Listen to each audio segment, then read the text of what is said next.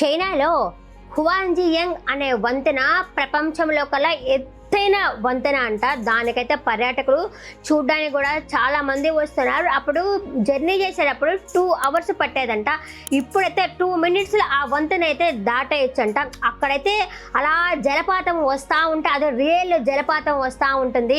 అలాగే వచ్చేసి లైటింగ్ వచ్చినప్పుడు అక్కడ వచ్చే ఇంద్రధనుసు కానీ చూడ్డానికి 2 కళ్ళు సరిపోవట్లేదు, అంతా బాగుందంట. అసలు ఆ నీళ్ళు కూడా ఒరిజినల్గా సూపర్గా వస్తుందబ్బా. ఆ వంతెనను చూస్తూ ఉంటే భలే ఉంది వంతెన. ఇట్లాగ వచ్చేసి ఆ ఇంద్రధనుసు ఇట్లా వచ్చేసి చూడ్డానికైతే బాగుంది. ఇప్పుడు ఆ వీడియో వైరల్ అవుతుంది.